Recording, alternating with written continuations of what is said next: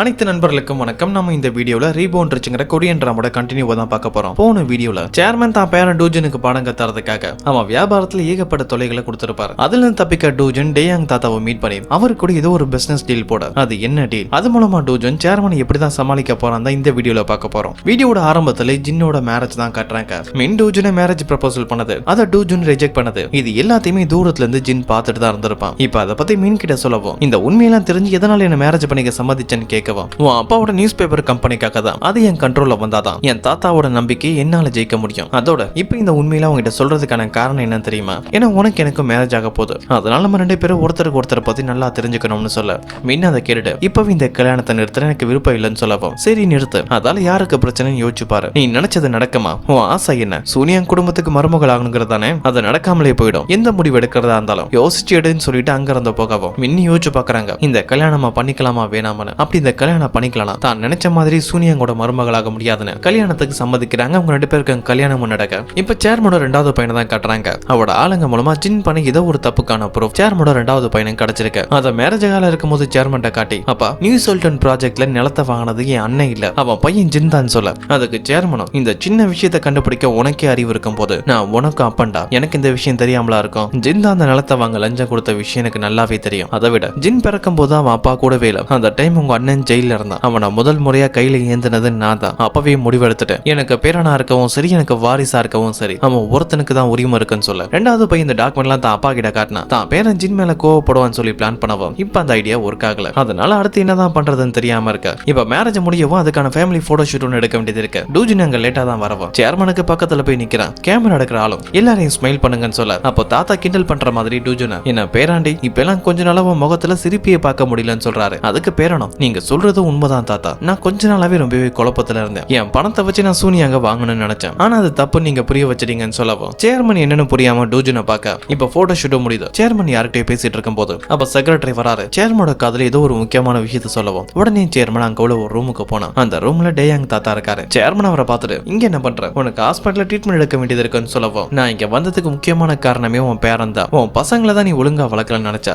உன் பேரன் டூஜன் அவங்கள விடவும் மோசமானவனா இருக்கான்னு சொல்ல சேர்மனுக்கு எதுவும் புரியல. அதே டைம் டூஜன் ஜின்னதான் மீட் பண்ண வந்திருக்கவும் அப்ப ஜின்னு நியூ செல்டன் ப்ராஜெக்ட பத்தி தான் பேசுறான். சூனியாங்கோட பவர் என்னன்னு உனக்கு தெரிஞ்சிருச்சல, இதுக்கப்புறம் தப்பான எந்த ஒரு விஷயம் செய்யாத, சூனியாங்கிட்ட இருந்து என்கிட்ட இருந்து தள்ளியேறு, மறுபடியும் கூட போட்டி போட முயற்சி பண்ணாதன்னு சொல்லவும், அதுக்கு டூஜனும் இன்னும் போட்டி முடியவே இல்லைன்னு சொல்ல, அப்ப ஜின்னுக்கு அவங்கிட்ட வேலை பார்க்குற சில ஆளுங்க கால் பண்ணவும், நியூ செல்டன் ப்ராஜெக்ட்ல மிராக்கல் கம்பெனியோட நிறைய கம்பெனி டீல் போட்டதா சொல்ல, அதை கேட்ட ஜின் அதிர்ச்சி ஆகிறான். கோவமா டூஜன் கிட்ட வந்தவன் நீ என்ன பண்ணன்னு கேட்க இப்பதான் நம்ம ஹீரோ டூஜன் பண்ண வேலையை காட்டுறாங்க. டூஜன் அந்த டேயாங் தாத்தாவை மீட் பண்ண போகும்போது அவருக்கு ஒரு ஐடியா கொடுத்திருப்பான். உங்க டிரான்ஸ்போர்ட்டேஷன் பிசினஸ் ரொம்பவே டல்லா போயிட்டு இருக்குன்னு தெரியும், அதனால நீங்க என்ன பண்றீங்கன்னா இப்ப இந்த ஹோம் ஷாப்பிங் சேனல்ல விற்க போறாங்க, இந்த சேனல்ல நீங்க வாங்குங்க, அப்படி நீங்க வாங்கினா இந்த சேனல்ல விற்கிற பொருளுங்க எல்லாத்தையுமே டெலிவரி பண்றதுக்கு ஒரு டிரான்ஸ்போர்ட்டேஷன் தேவை, அது மூலமா உங்க டிரான்ஸ்போர்ட்டேஷன் பிசினஸும் அதிகமாகும், நீங்க ஒரு புது பிசினஸ் ஸ்டார்ட் பண்ண மாதிரி இருக்குன்னு சொல்ல, அதை கேட்ட டேயாங் தாத்தாவும் ஒரே கல்ல ரெண்டு மாங்க, நஷ்டத்துல இருக்க டிரான்ஸ்போர்ட்டேஷன் பிசினஸ் லாபத்துக்கு கொண்டு போலாம், அதோட ஒரு புது பிசினஸையும் உருவாக்கலாம்னு டூஜன் சொன்ன ஐடியாவுக்கு ஒத்துக்கவும், அதுக்கு பதிலா டூஜனும் நீங்க ஆரம்பிக்க போற அந்த ஷாப்பிங் சேனல்ல நியூ செல்டன் ப்ராஜெக்ட்ல உருவாக்குனீங்கன்னா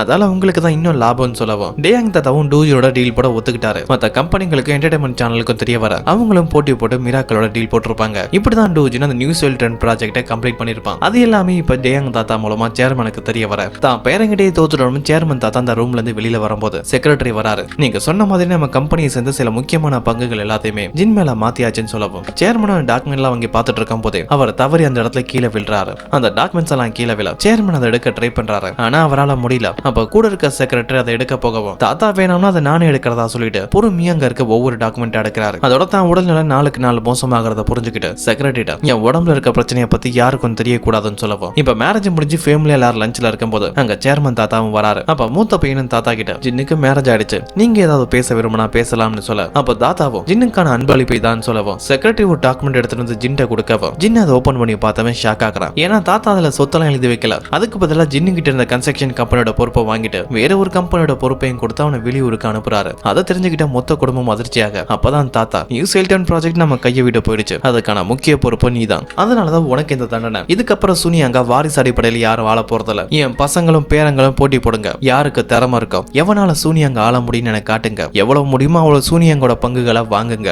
அப்படி உங்க திறமையை என்கிட்ட நிரூபிச்சா சூனியாங் கம்பெனி சம்பந்தப்பட்ட என்னோட பங்குகள் அவனுக்கு கிடைக்கும், அவன் தான் இனிமேல் சூனியாங்க ஆள போறான்னு சொல்லிட்டு டூஜனை பார்த்த மாதிரி அங்கிருந்து கிளம்பவும், அதை கேட்ட மூத்த பையன் அதிர்ச்சியாகி, அப்பா ஏன் இப்படி எல்லாம் பண்றீங்க, என் வாழ்நாள் ஃபுல்லா அந்த சூனியங்காக தான் நான் உழைச்சிருக்கேன்னு சொல்லவும் சேர்மனும் கோவப்பட்டு கத்துறாரு, நீ என் பையங்கிறதுக்காக என்ன பண்ண சொல்ற, என் சூனியங்க கொடுக்க சொல்றியா, இந்த உலகத்துல என் பசங்க என் குடும்பத்தை விடவே எனக்கு முக்கியம் எது தெரியுமா, நான் உருவாக்கின என் கம்பெனி, என் சூனியங்க தான் எனக்கு முக்கியம்னு சொல்லிட்டு தாத்தா அங்க இருந்த போகவும் அதை கேட்ட மொத்த குடும்பம் அதிர்ச்சியில இருக்க. அப்ப பசங்களுக்குள்ளேயே பேச்சுவார்த்தை நடக்க ஆரம்பிக்குது. அப்பா திடீர்னு இந்த முடிவு எடுத்திருக்காரு, அது காரணம் என்னவாதான் இருக்குன்னு சொல்லி அவங்களுக்குள்ளேயே பேச்சுவார்த்தை நடந்துட்டு இருக்க. அப்ப ரெண்டாவது பையனும் அந்த காரணம் நமக்கு தெரியாம இருக்கலாம், ஆனா ஜின்னுக்கு அந்த காரணம் தெரிய வாய்ப்பு இருக்குன்னு சொல்லவும் ஜின்னும் நடந்த எல்லா பிரச்சனைக்கும் டூஜின் தான் காரணம்னு அவன் மேல கோவப்பட்டு அடிக்க போக அந்த டைம் திடீர்னு கல்யாண பொண்ணு மயக்கம் போட்டு விழவும் உடனே அவங்களை ஹாஸ்பிட்டலுக்கு கூட்டிட்டு போறாங்க. அதே டைம் சேர்மனோட வீட்டை தான் கட்டுறாங்க. சேர்மனோட வீட்டுக்கு வந்துட்டு இருக்க. அப்பதான் டேயாங் தாத்தாவோட பேசும்போது அவர் சொன்ன இன்னும் சில விஷயங்கள் ஞாபகம் வருது. டேயாங் தாத்தா டூஜின் போட்ட டீலை பத்தி சொல்லும் போது, உன் பேரன் கூட வியாபாரம் பண்ணும்போது எப்படி இருந்துச்சுன்னு தெரியுமா, உன் கூட வியாபாரம் பண்ற மாதிரி இருந்துச்சு,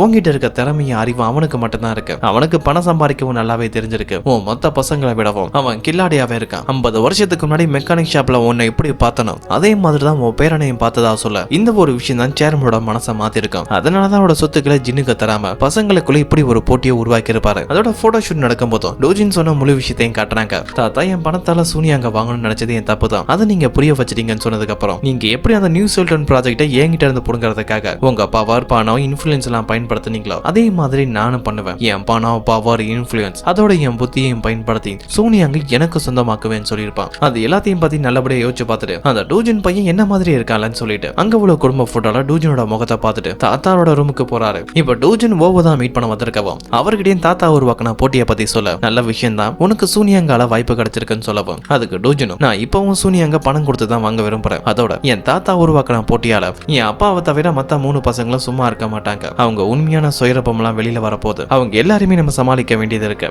அப்பதான் சூனியங்க நமக்கு சொந்தமாக்க முடியும்னு சொல்ல. இப்ப சேர்மன் தாத்தாவோட வீட்டுல இருக்கும்போது பாட்டிமாவும் கூட தான் இருக்காங்க. இன்னைக்கு மேரேஜ்ல ஜின் கிட்ட நீங்க அந்த அளவு மோசமா நடந்துட கூடாது, அவன் சின்ன பையன் ஏதாவது தப்பு பண்ணிருந்தா கூட நீங்க அவனை வர வச்சு பேசிருக்கலாம்னு சொல்லவும் அதுக்கு தாத்தாவும், என் பேச்சை என் பசங்களே கேட்க மாட்டாங்க, இதுல இங்க என் பேரன் கேட்க போறான், என் பசங்களுக்கு இடையில போட்டியை உருவாக்கி இருக்கேன், என் 3 பசங்களை யாருக்கு திறமை இருக்கும் அவங்களுக்கு சூனியங்க சொந்தமாகும்னு சொல்ல. அப்பதான் பாட்டிமாவும், உங்களுக்கு இருக்கிறது மொத்தம் 4 பசங்க, 4வது பையனை பத்தி நீங்க ஏன் கவலையே பட மாட்டீங்க, அவனுக்காக நஷ்டமா போயிட்டு இருக்க பிசினஸ் கொடுத்துருக்கீங்க, நான் ஒத்துக்கிறேன், 4வது பையன் எனக்கு பிறந்தவன் இல்ல, அப்படி இருந்தா அவன் என் சொந்த பையன் மாதிரி பாத்துக்கிட்டேன், அதுக்கான காரணம் ஏன் தெரியுமா, அவங்க அம்மா இறந்து போனதாலையும் அவனை பாத்துக்க ஆள் இல்லைங்கிறதாலையோ அவனும் உங்க பையங்கிறதால அவன் மேலேயும் கொஞ்சம் அக்கறையா இருங்கன்னு சொல்லவும் இப்ப ஜின்னை தான் காட்டுறாங்க. மீன் கல்யாண மண்டபத்துல மயக்கம் போட்டதால அவங்கள ஹாஸ்பிட்டல் தான் கூட்டிட்டு வந்திருக்கவன், கூடவே ஜின்னோட அப்பாவும் அம்மாவும் இருப்பாங்க.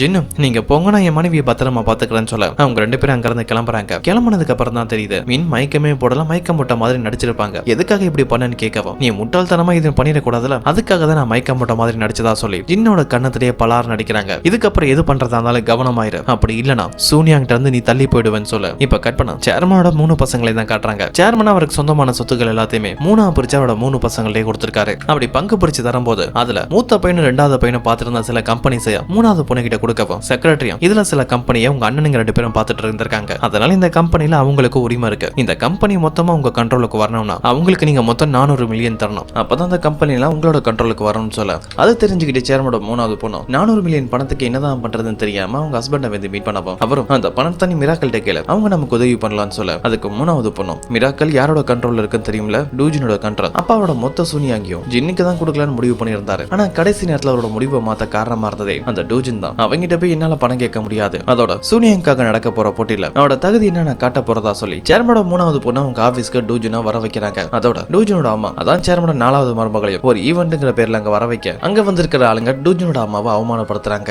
அது எல்லாமே அங்க உள்ள கேமரா மூலமா 3வது பொண்ணோட ரூம்லயும் தெரியும். அதை டூஜின் பார்த்து கோவப்படுறான். தான் அம்மாவை இன்சல்ட் பண்றத பார்த்து பொறுக்க முடியாம அங்க இருந்து கிளம்பும் போது 3வது பொண்ணு அங்க வராங்க. தான் அம்மாவை வேணும்னே பிளான் பண்ணி அவமானப்படுத்துறத டூஜின் புரிஞ்சுக்கிறான். எதுக்காக இதெல்லாம் பண்றீங்கன்னு கேட்கவும் உங்க தகுதியை காட்டுறதுக்காக தான், ஒப்பாட்டிக்கு பிறந்தவன் அப்பாவையும் அவனை கல்யாணம் பண்ண உங்க அம்மாவையும் எங்க குடும்பத்துல ஒருத்தர் ஆக்கிக்கிட்டோம், அதுவே நாங்க பண்ண பெரிய தியாகம். ஆனா இப்ப நீ சூனியாக்கு எங்களுக்கு போட்டியா வரியா, உன் தகுதி என்னவோ அந்த இடத்துல தான் இருக்கணும்னு சொல்ல டூஜின் அதெல்லாம் கேட்டவன் எதுவும் பேசாம ரிவெஞ்ச் எடுக்கிற முரளி அங்க இருந்து வெளியில வரவும் அப்பதான் அங்க ஒரு போர்டை பாக்குறான், சூனியாங் டிபார்ட்மெண்ட் ஸ்டோர்னு. இந்த சூனியாங் டிபார்ட்மெண்ட் ஸ்டோருங்கிறது சேர்மனோட 3வது பொண்ணோட கண்ட்ரோல்ல இருக்குது. இந்த டிபார்ட்மெண்ட் ஸ்டோர் கீழே தான் super market, malls, hotel, golf ground பல சொத்துக்கள் வருது. இதெல்லாம் தனியா ஒரு லிஸ்ட் ஆக்கவும் மிஸ்டர் ஓ அதை பார்த்துட்டு பொருளாதார வீழ்ச்சியில மக்கள் எல்லாம் கஷ்டப்படுறாங்க, அப்ப கூட உன் தாத்தா இவ்வளவு சுத்த கொடுத்திருக்காருன்னு சொல்லவும் அப்பதான் ராச்சல் அங்க வராங்க. நம்ம கம்பெனி அடுத்து எதுல இன்வெஸ்ட்மெண்ட் பண்ணலாம்னு ஒரு பிளான் பண்ணிருக்கதா சொல்லி நியூ டேட்டா டெக்னாலஜின்னு ஒரு பேரை சொல்லவும் அதை கேட்ட மிஸ்டர் போவும் இது எதை மாதிரியான கம்பெனின்னு கேட்கவும் அதுக்கு டூஜினும் இது இன்டர்நெட் காலங்களை ஃப்ரீயா கொடுக்குற ஒரு கம்பெனின்னு சொல்ல அதை பத்தி உனக்கு எப்படி தெரியும்னு கேட்டா கட் பண்ணா நம்ம ஹீரோ டூஜின் யூனா இருக்கும்போது அந்த நியூ நியூ டேட்டா டெக்னாலஜியோட பங்குகளை நிறைய பேர் வாங்கியிருப்பாங்க.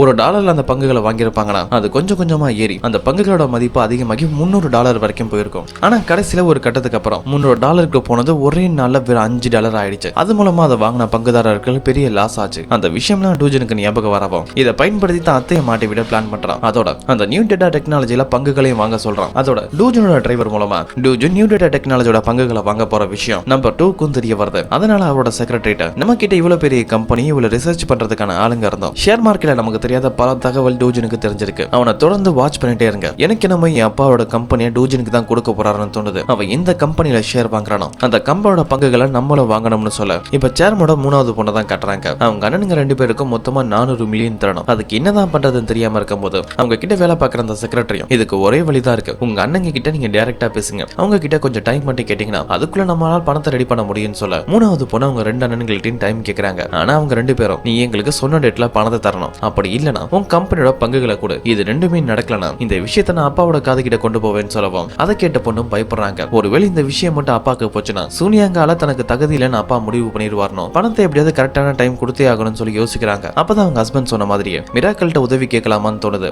அதனால மிஸ்டர் ஓ வர சொல்லி எனக்கு $400 மில்லியன் பணம் வேணும்னு கேட்க அவரும் $400 மில்லியன் பணம் தரேன், அதுக்கு பதிலாக உங்க டிபார்ட்மெண்ட் கம்பெனியை சேர்ந்த ஒரு 30% பங்குகள் எனக்கு வேணும், நீங்க பணத்தை திருப்பி கொடுத்ததுக்கு அப்புறம் அந்த பங்குகளை நான் உங்களுக்கே கொடுக்குறேன்னு சொல்லவும் 3வது பொண்ணு காசை கொடுத்தா பங்குகள் தான் திரும்பி கிடைச்சிருமே, அப்ப இந்த ஒரு பிரச்சனையும் வராதுன்னு அவங்க பங்குகளை எழுதி கொடுத்து அதுக்கு பதிலாக பணத்தை வாங்கிக்கிறாங்க. அப்பதான் மிஸ்டர் ஓவும் சும்மா பேசுற மாதிரியே டூஜனை பத்தி பேச ஆரம்பிக்கிறாரு. உங்க மருமகன் டூஜன் என்னதான் புத்திசாலியாவே இருந்தாலும் அடிக்கடி சின்ன பயங்கர விஷயத்த நிரூபிச்சுட்டே இருக்கான். நான் பல தடவை சொல்லியிருக்கேன் ஐடி கம்பெனில இன்வெஸ்ட் பண்ணா நமக்கு நிறைய லாபம் கிடைக்கணும். ஆனா அவன் சொன்னா கேட்கவே மாட்டான். இப்போ கூட பாருங்க நியூ டேட்டான்னு ஒரு டெக்னாலஜி அதுல $1 இன்வெஸ்ட் பண்ணா $40 ஆகும்னு சொன்னேன். அவன் கேட்கவே மாட்டான். அதோட ரேட்டும் ஏறிட்டு இருக்கு. சரி என்ன பண்றதுன்னு சொல்லிட்டு அங்க இருந்து போகவும் டூஜனோட பிளான் படி நியூ டேட்டா டெக்னாலஜி பத்தி அவங்க அத்தைக்கு தெரிய வச்சாச்சு. இப்ப சேர்மன் 2 பசங்களை தான் காட்டுறாங்க. 3வது பொண்ணு அவங்களுக்கு தர வேண்டிய $400 மில்லியன் தந்ததால நம்ம தங்கச்சிக்கு எப்படி இவ்வளவு பணம் வந்திருக்குன்னு சொல்லி அவங்க 2 பேரும் பேச்சுவார்த்தையில இருக்கும்போது அப்பதான் செக்ரட்டரி மூலமா சேர்மனுக்கு ஒரு விஷயம் தெரிய வருது. அவரோட 3வது பொண்ணோட பங்குகளை கொடுத்து மிராக்கல்ல இருந்து பணம் வாங்கினதா தெரியவும் அதை கேட்டு சேர்மன் அதிர்ச்சி ஆகிறாரு. மிராக்கல்ல இருந்து பணம் வந்திருக்குன்னா அது டூஜனோட பணமா தான் இருக்கும். என் பொண்ணு பெரிய பிரச்சனைல மாட்டிக்கிட்டா,